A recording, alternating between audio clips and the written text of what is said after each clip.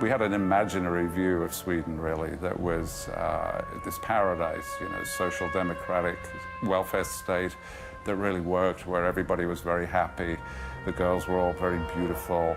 Sweden was an ideal in our mind, and to read the books was an eye-opener. You know, the political description was fascinating because it showed the reality of Sweden rather than the image.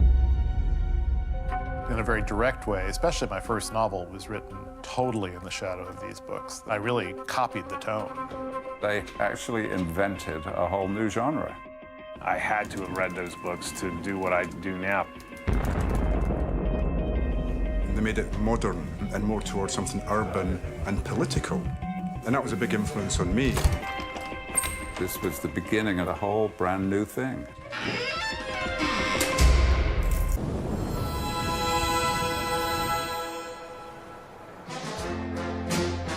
Midsummer in Sweden.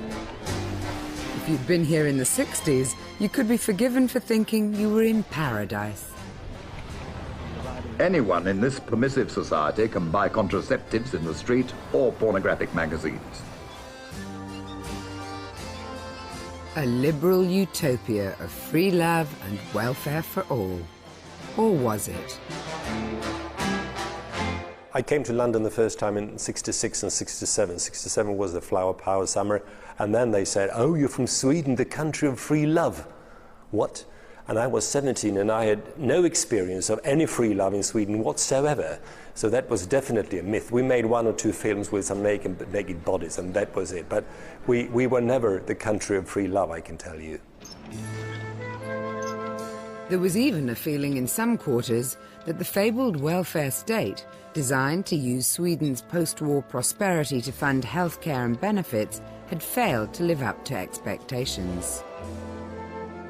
That sense of disillusionment prompted 2 left-wing reporters, Maj Cheval and Per Wahlöö, to begin work on a series of 10 crime novels that pioneered the idea of using detective fiction to analyse the state of the nation, the template for Scandinavian crime fiction.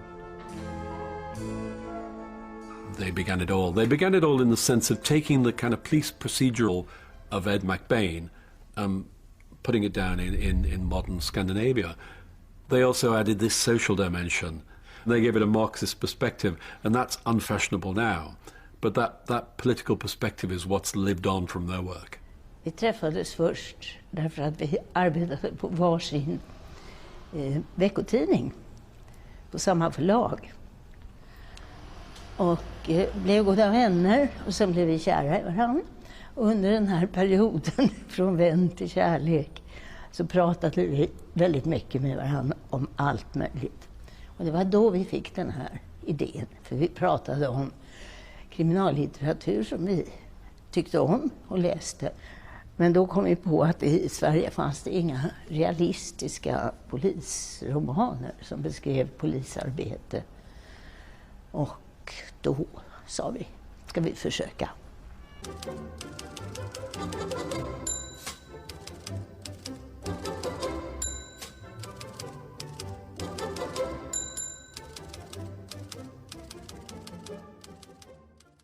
Projektet var ju det att vi började prata om det här med realistiska polisromaner där man kunde involvera ett politiskt sätt att se på samhället från vänsterkanten.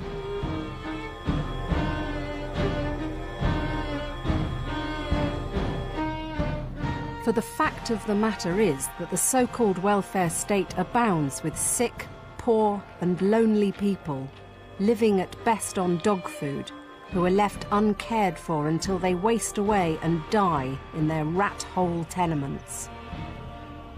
Their novels, it was subtitled a story of a crime, the crime of the social democrats leaving the working class behind.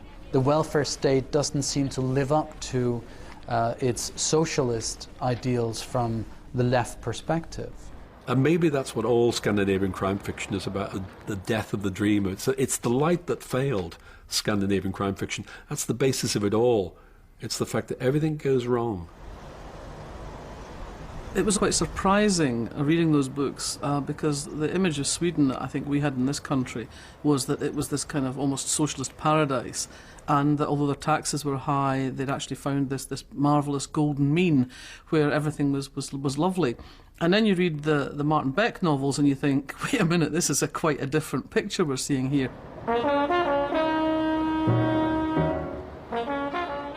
The overtly political subtext of the books marked a radical first in Swedish crime fiction, and Martin Beck became the prototype for the classic Scandinavian detective. Martin Beck sat on the green bench in the subway car and looked out through the rain-blurred window.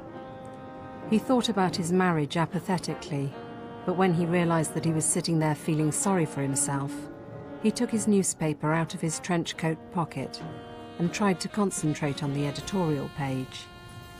He disliked the subway, but since he cared even less for bumper-to-bumper traffic, and that dream apartment in the centre of the city was still only a dream, he had no choice at the moment. Beck is very much a human character. He's flawed. He has a difficult relationship with his wife, with his family. Some of his relationships with his colleagues are difficult. He's kind of dyspeptic and gloomy, and he's not in any sense heroic. But he's a man who thinks about the world. He thinks about his place in the world, and he thinks very carefully about his job. He's thoughtful, and he's compassionate. I think he's very modern. He's rather cool in the sense of being, you're never quite sure what he's thinking at any given time, slightly existential approach to the problems around him, and completely in touch with what's happening in society.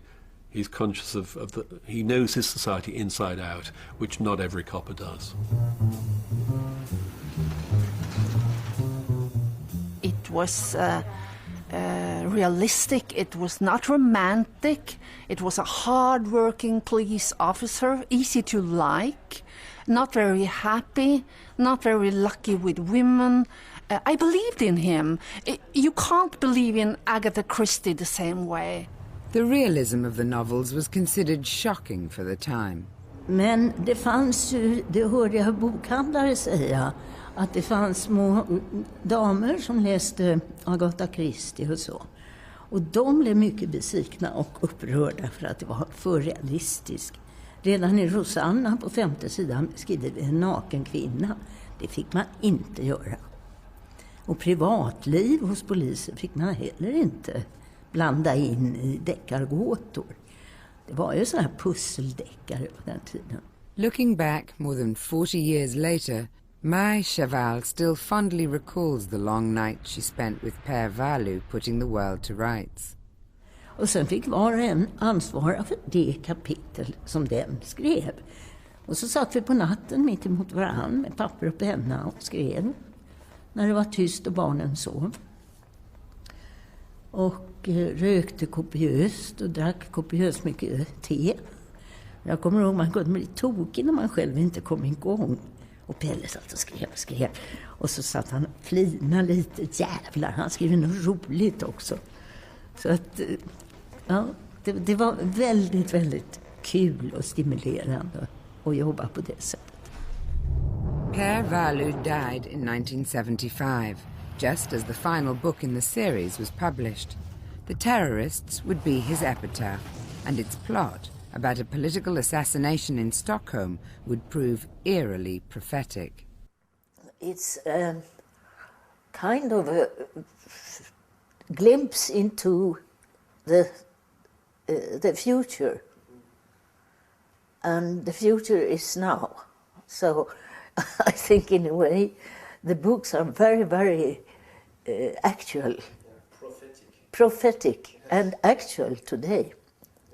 When we decided to write the books, we worked for almost a year to just adjust our styles to each other. But I think we were lucky because we had the same background and we had read the same kind of books, and our styles were, I think, a bit similar.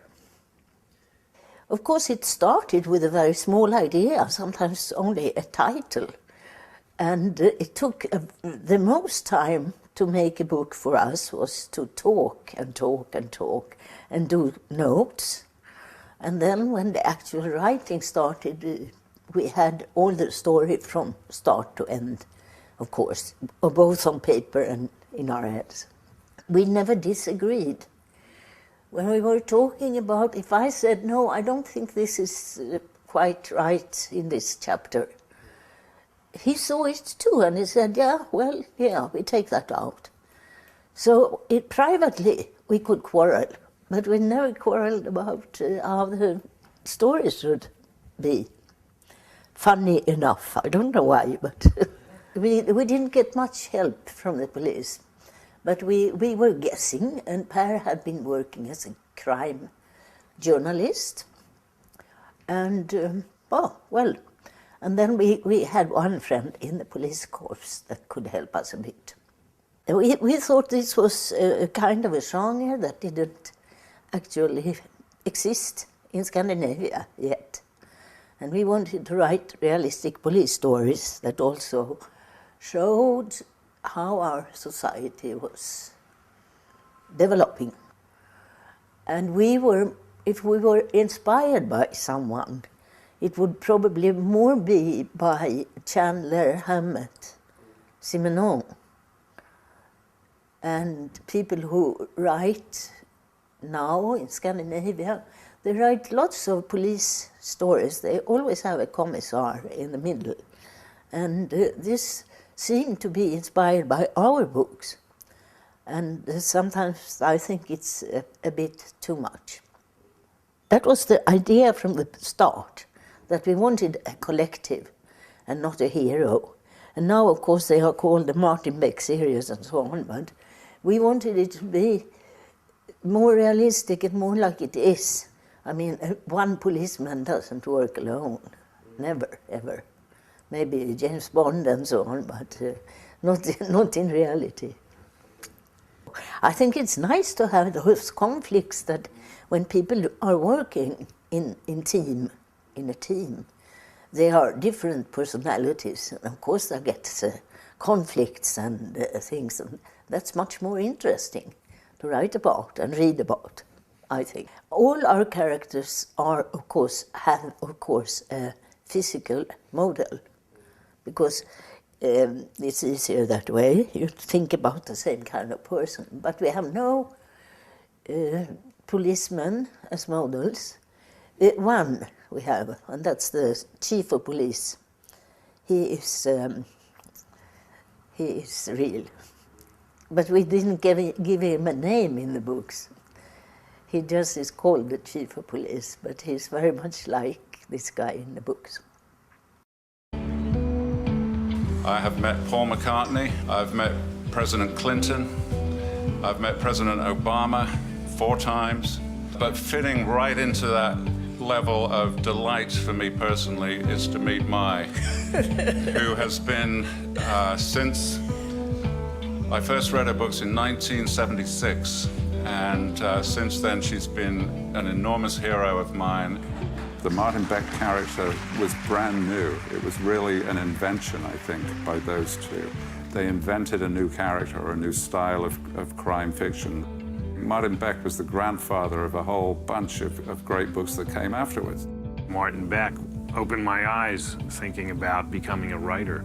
This idea that you can have a wonderful entertainment, but you can also deliver a message. Well, I think these books are the first great police thrillers. If you look at the kind of contemporary novels today, the policiers, they have really kind of picked up what the Beck books did and kind of run with it. But these were the first books that did it. And in fact, what's strange is that these were the best books that did it.